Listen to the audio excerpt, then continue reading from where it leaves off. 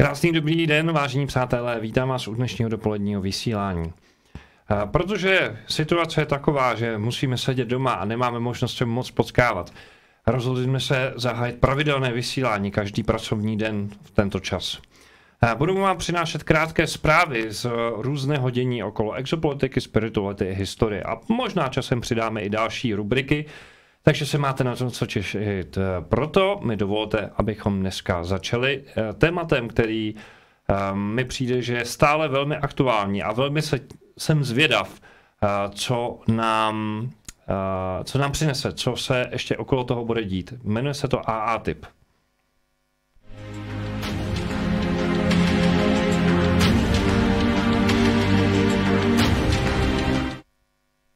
Takže AA typ, věc, která se odehrála v roce 2017 a která v podstatě vytvořila téma, které v dnešní společnosti změnilo vlastně určité paradigma chápání reality okolo exopolitiky.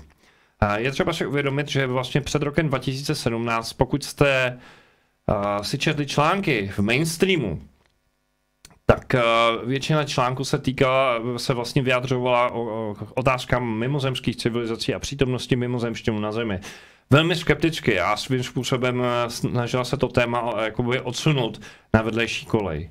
Ale to, že jistý den, který je 16.12.2017, vyšel článek v New York Times, a v tomto článku se psalo, že existoval řekněme v amerických tajných službách v rámci Pentagonu tajný program, který se jmenoval Advanced Aerospace Threat Identification Program.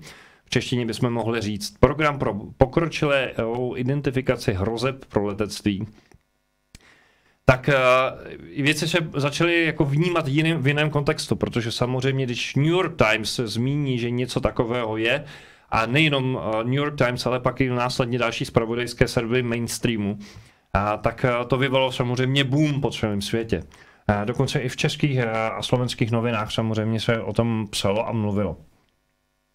Čím je to výjimečné? No výjimečné je to tím, protože samozřejmě si ty noviny ověřovaly, jestli ty zprávy jsou relevantní, jestli skutečně existuje program, který se zabýval zkoumáním neznámých vzdušných fenoménů.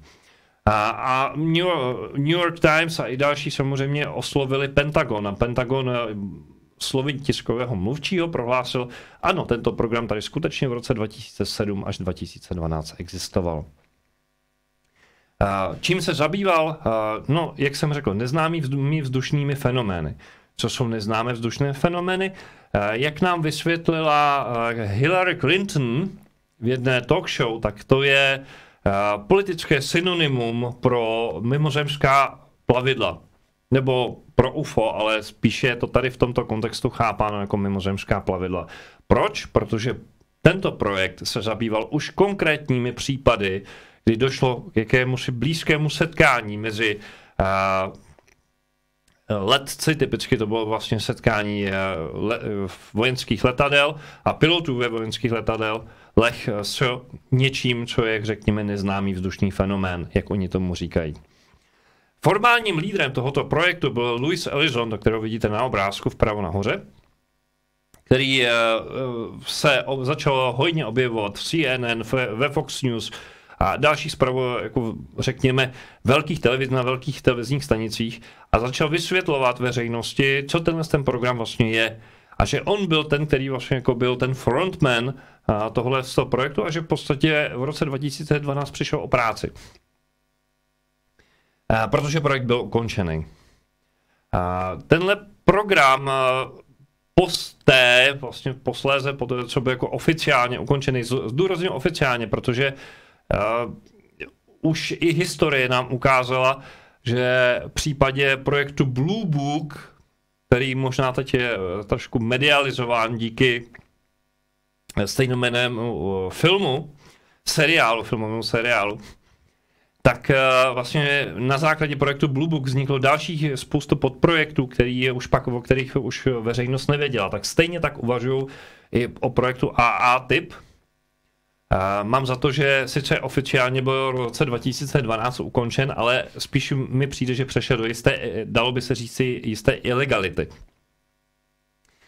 A nicméně má to i jako řekněme veřejný kontext, protože Luis Elizondo a další parta lidí v čele s člověkem, který je znám jako spíš hudební lídr, Tom DeLonge, bývalý lídr hudební skupiny Blink 82, frontman a zpěvák, tak se vlastně spojili s dalšími bývalými agenty z různých sféry tajných služeb a kontrarozvědky a dokonce z odborníky přes vědu a kvantovou fyziku v neziskové organizaci, která se říká To the Stars Academy of Academy and Science, to je Art and Science.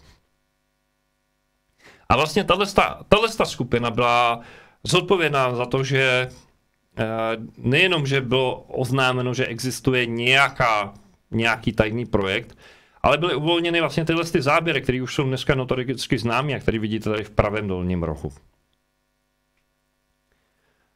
Ti, kdo, řekněme, byli takový iniciátoři tohoto z toho projektu, vlastně způsobili, že v roce 2007 vůbec něco vzniklo, jsou ti dva pánové. Ten spodní, ten, co je vpravo dole, se jmenuje Robert Bigelow, což je, řekněme, multimiliardář. Člověk, který je, jak řekněme, má obrovské fondy finanční a zabývá se i vlastně nejenom leteckým, ale i vesmírným, má vlastní vesmírný program. Snaží se vyvíjet technologie pro lety do vesmíru. Takže má velmi blízko vlastně k tomu, co se děje nad našima hlavama a on několikrát otevřeně pro média prohlásil na otázku, jestli si myslí, že jsme ve vesmíru sami, nebo jestli už mimozemšťané jsou tady, tak prohlásil, ano, už jsou tady, už není co řešit, jenom je třeba pochopit jako jejich smysl, jako co po nás chtějí a jak spolu máme vycházet. A ten člověk je blízkým přítelem senátora Harry Reida, který v kongresu byl součástí jisté skupiny lidí, kteří se zabývali vlastně schvalováním rozpočtů pro financování tajných operací v rámci Pentagonu. Takže tady senátor Harry Reid oslovil své kolegy, teda Stevense a Daniela Iowa, za stát Havaj, Inouye, za stát Havaj, Aljaška a Harry Reid je ze státu Nevada. K tomu se ještě vrátím.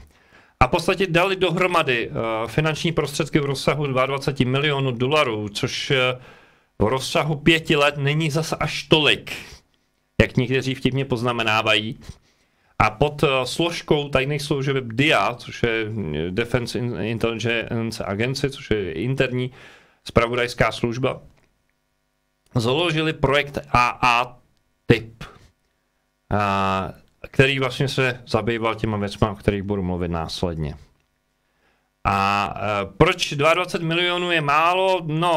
No, někteří vtipně poznamenávají, berte to tak, že to je asi tak, někdo řekl, to je asi tolik, jako kdybyste potřebovali rozpočet na uklízečky v Pentagonu. Na rok. Něco na tom asi bude, to znamená, to, co bylo veřejnosti řečeno, že chlapi potřebovali jenom 22 milionů dolarů, možná není úplně ta celá suma. A je dost možné, že v tom figurovaly i další finanční zdroje. Zejména bylo hodně propíráno to, že Robert Bigelow byl jeden z příjemců těch finančních prostředků, protože jeho společnost v podstatě se zabývala analýzou některých dat, které vlastně ten projekt jakoby agregoval. Jedna ze zajímavostí, která souvisí vlastně s tímhle fenoménem nebo s tím projektem je, že Harry Reid je senátorem za stát Nevada. A stát Nevada se nachází, nebo respektive ve státě Nevada se nachází jistá oblast, která je známa důvěrně jako Area 51. A Area 51, jak tušíte, samozřejmě je to ta přísně střežená oblast, kam nikdo nemůže a dějou se tam různý věci a zjevně tam, nebo říká se, že tam byly uloženy artefakty z havárii, nebo respektive ze sestřelení létajících talířů během incidentu v Roswellu. Harry Reid na otázku médií, jak se staví k tomu, že vlastně podpořil projekt, který se zabývá zkoumáním UFO, prohlásil něco v tom smyslu: myslím, že je to jedna z těch dobrých věcí, které se mi povedly za dobu mého úřadování v kongresu. Udělal jsem něco, co nikdo přede mnou. Jinými slovy, je velmi hrdý, dá se říct, že je hrdý na to, že se mu podařilo protlačit, a má pravdu, že je v tom světě toho kongresu zjevně asi jednu z prvních mediálních osobností, jako veřejně známých osobností, která se podařilo něco takového udělat. Ještě bychom mohli zmínit Johna Podestu, který asistoval mnoha americkým prezidentům, a tuším, že když odcházel z úřadu v souvislosti s Barackem Obamou, tak prohlásil na Twitteru, že všechno bylo super, ale jedna jediná věc se nepodařila. A sice vlastně v rámci úřadování tehdejšího amerického prezidenta Obamy vlastně prosadit, aby byly zveřejněny veškeré informace okolo UFO, vlastně okolo mimozemštěnů. A John Podesta je jeden z lidí, který se o toto téma velmi aktivně zajímal, a můžete ho najít i dokonce v různých rozhovorech v rámci jako toho, řekněme, našeho světa mimozemštěnů. Čím se vlastně projekt zabýval?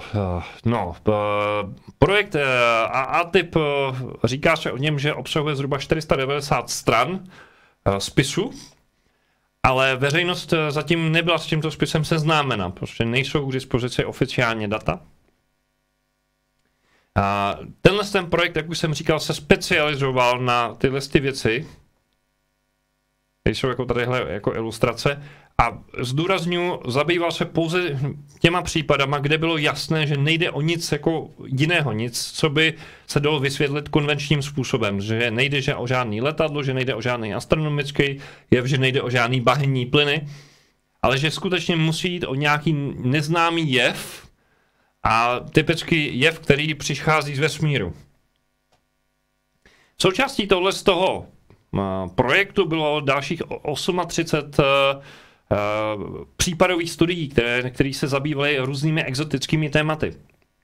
A jako příklad se uvádí jako detekování a sledování objektů pohybujících se extrémní rychlostí ve vysokém rozlišení. To znamená, to, co je typické pro létající talíře, je, že se pohybují obrovskou rychlostí, rychlost, na který v podstatě přesahují naše lidské technické dovednosti.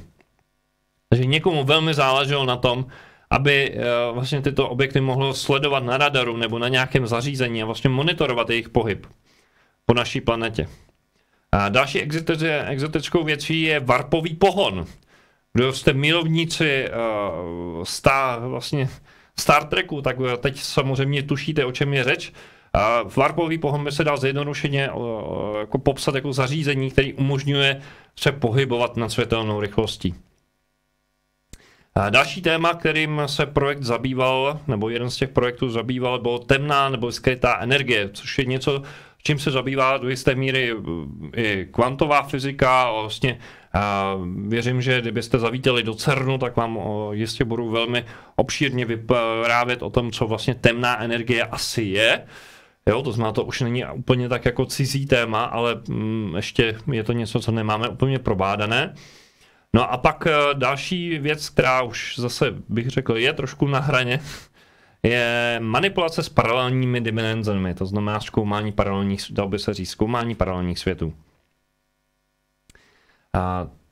Takže ten projekt svým způsobem působí hodně, dalo by se říct, hodně ulítle na to, co vlastně ještě předtím, než se tohle veřejnost dozvěděla, než se ten mainstream vůbec tím vlastně začal zabývat, jako co označoval za jako holý science fiction a do jisté míry to i dehonestoval. Že tohle téma je velmi žhavé, se ukázalo v 10. měsíci roku 2019, kdy byl na Fox News odvysílán krátká reportáž, kterou vidíte teď vpravě nahoře v ilustraci. Tuhle reportáž můžete najít i na našem YouTube kanálu s českými titulky, který jsem tam velmi v rychlosti připravil. Reportáž má zhruba nějakých 3-4 minuty. A tak si to můžete pustit pak posléze, až skončí tohle třeba vysílání.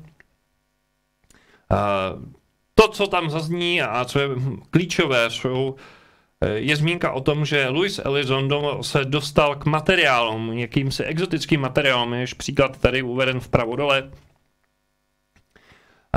Materiálům, které jako prvotním zkoumáním jako vykazují vlastnosti, které nejsme schopni my, jakožto my lidé, vlastně vytvořit. To znamená, jde o něco, co muselo přijít od někud jinut. Z vesmíru, ať už jako, asi by se dalo třeba uvažovat, jakože meteoritického původu, anebo by muselo jít o nějakou technologii nebo nějakou část zařízení z mimozemských lodí. On to nám takhle přímo neříká, ale v podstatě naznačuje, že má k dispozici několik fragmentů věcí, které, řekněme, jsou z důvěryhodných zdrojů a které zjevně by se dalo, když si to trošku domyslíme, o kterých by se dalo říct, že pocházejí právě z mimozemských lodí. A tyhle věci, že jsou předmětem zkoumání tu The Stars Academy. Jaký výsledky se dají očekávat? To je otázka. Myslím si, že je to velmi žhavé téma, protože i on přiznává, že v momentě, kdyby dostali jako relevantní data a že už nějaký dílčí výsledky mají, tak s tím určitě půjdou na veřejnost. Co to bude znamenat, toť velká otázka. A jak rychle se k těm informacím dostaneme, nebo respektive jak rychle ty informace budou zveřejněny, to taky není úplně jasný, protože on nedal žádný termín. Je to něco, na co jsem velice zvědav a velmi mě zajímá, jak rychle se vlastně dostaneme k nějakým dalším informacím, co dalšího se může dít, nebo co dalšího se bude dít. Takže jsme do jisté míry v očekávání a vzhledem k tomu, že je tu jaksi situace taková, jaká je, a že jsme byli trošku izolováni doma, tak můžeme o tom filozofovat, můžeme si o tom povídat, ale do jisté míry v podstatě je to na tom, jako, co nám zase bude upuštěno do toho mediálního prostoru. Takže jsem ve střehu. Nutno připomenout, nebo přijde mi vhodné připomenout, že seriál, který je teď doufám v dobrých rukou a ve finalizaci Přátel se Wachler Art Company, tak se bude velmi podrobně zabývat víc do hloubky s tím tématem a bude vlastně se snažit analyzovat aktuální informace okolo fenoménu exopolitiky. A protože jsem měl možnost vlastně do toho trošku zasáhnout a vlastně jakoby trošku napovídat, co by tam mělo být, tak jsem velmi zvědavý na výsledek. Můžete se těšit, že se to objeví na internetu, na Netflixu, a pokud budou hvězdy nakloněny, tak vám možná ukážem v druhé polovině roku i nějaké ukázky. No a dovolte mi zakončit zmínkou o tom, že teď je vhodná chvíle studovat, rozšiřovat si vědomosti, a pokud zrovna nemáte po ruce co číst, nebo přemýšlíte co číst, čím se zabývat, tak dovolte mi, abych vám doporučil náš e-shop Suené.cz a z něho určitě knížky, které se velmi detailně zabývají tím fenoménem okolo exopolitiky. Určitě knížka Mimozemštěna, která je velmi populární. Knížka, která mě inspirovala k tomu, abych přeložil knížku Mimozemštěné, to je Den po Roswellu. A určitě stojí i za zmínku Tajné projekty UFO Michela Sully. To je v podstatě ode mě dnes všechno a já se budu těšit na viděnou zítra ve stejném čase. Mějte se krásně, hezký den. Díky, že sledujete náš kanál Suené Universe. Budeme velmi rádi, když zůstanete s námi ve spojení. Dejte prosím našemu vysílání palec nahoru, klikněte na tlačítko odebírat a na zvoneček. Sdílejte nás prosím na sociálních sítích. Podpořte prosím naši práci trvalým příkazem na náš transparentní účet, alespoň 100 korun nebo 4 eura měsíčně. Navštivte naše stránky darujme.cz/Suené Universe a staňte se patrony některého z našich projektů. Svoji podporu můžete vyjádřit také tím, že nakoupíte zboží v našem e-shopu na adrese e-shop.suené.cz.